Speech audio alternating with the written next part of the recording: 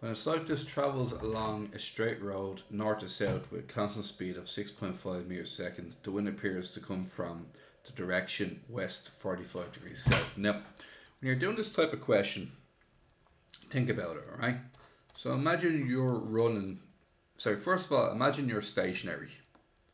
Okay, so imagine velocity of the person is stationary, velocity of the wind is coming towards you at 5 meters per second, okay? What you'll say is this velocity is going west, which means it comes from the east at 5 meters per second. Now, if the velocity of the person is 3 meters per second going this way, the wind appears to a stationary person. So it's the velocity of the wind as it appears to the person is the velocity of the wind minus the velocity of the person. In this case, the wind would appear like it's going 8 to the left. So velocity of wind is -5 minus velocity of person, which is -3, and that's -8. So please remember you're doing VWP, not VPW. VWP is the only thing that makes sense in this question, okay? Well, P is going to be a cyclist, so that's fair enough. Now, let's start off with the velocity of the cyclist. What way is the cyclist going? From north to south, which means this cyclist is going directly south at 6.5 J. Alright? The velocity of the wind we do not know. Alright? Now, do we know anything else about it? The wind appears to come from a direction west 45 degrees south. Okay. Now the method we use is I call the velocity of the wind xi plus yj, and then the velocity of the wind according to the cyclist is Vw minus Vc. So Vwc, so Vw minus Vc, so it's going to be xi, and then it's going to be y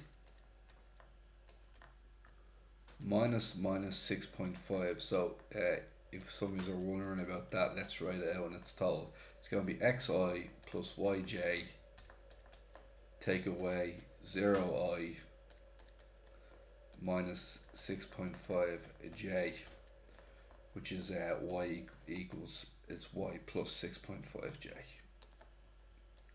y bracket 6.5 j. Sorry, I'll just change that in there. Plus 6.5 j.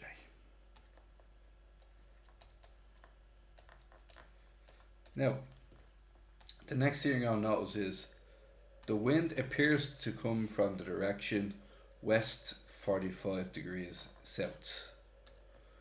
West 45 degrees south. So let's think about that. We go west and we go appears to come from. So if it comes from west 45 degrees south, it actually means it's traveling northeast. West 45 degrees south is actually northeast. Now northeast is a good quadrant. It's two quadrants there's no problems with. So we say it's tan 45.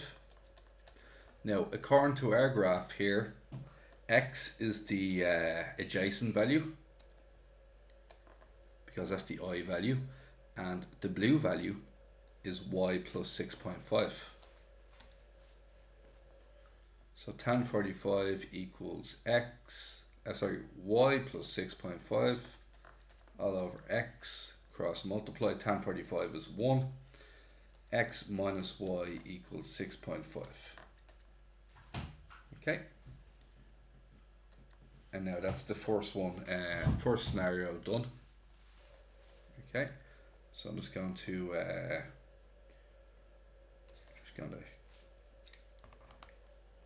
copy all this because I might need it later on. Okay, now we're into scenario 2, and scenario 2 is he returns home at the same constant speed. So he returns home, which means he's no longer going south, he's going north. So that's 0I plus 6.5j. Alright? And this time the wind comes from direction east 45 degrees south. So once again we're going to do velocity of the wind according to the cyclist is phi w minus phi c, which in turn is going to be xi plus yj minus 0I plus 6.5j, and in turn that will be xi plus y minus 6.5j, and we're all good.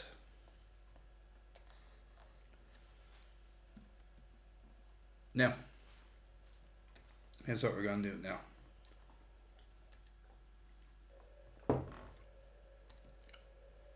We're going to do this.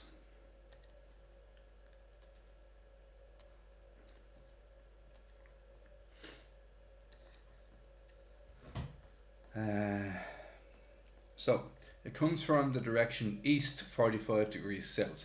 So you're going east 45 degrees south. That's where it comes from, which means it's actually traveling northwest. Now northwest is a problem quadrant. Okay, now let me explain why it's a problem quadrant. Imagine the point minus 3, 4. That's 3 to the left, 4 up, right? And I wanted to find out what tan x was, for example, right? So I can't say tan x is 4 over minus 3 because that will give me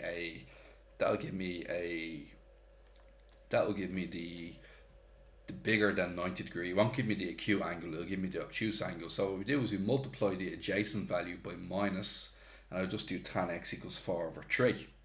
So with that in mind, when we do this question, that's 45 degrees, and it equals a tan of x here, okay, and it equals y minus 6.5.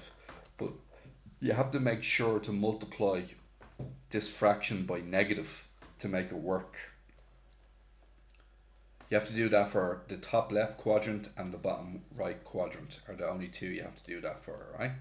So what is it's tan 45 equals y minus 6.5 all over x, but it's minus this fraction, okay?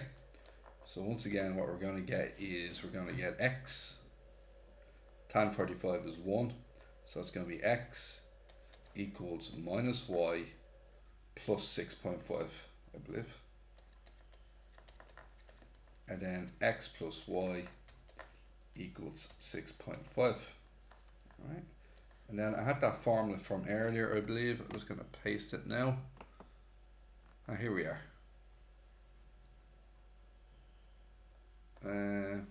X plus y equals 6.5. Sorry, I'm just looking for that other formula I had earlier. Just give me a sec, I have to go all the way back. That's x plus y equals 6.5, and it was at the end of the first part. Oh yeah, so I have x plus y equals 6.5.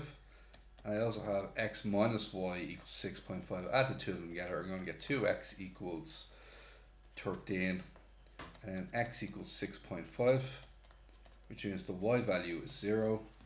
This means that the velocity of the wind is xi plus yj. So the velocity of the wind is 6.5i, which is 6.5 meters per second east, because it's going to the right. Okay, good job.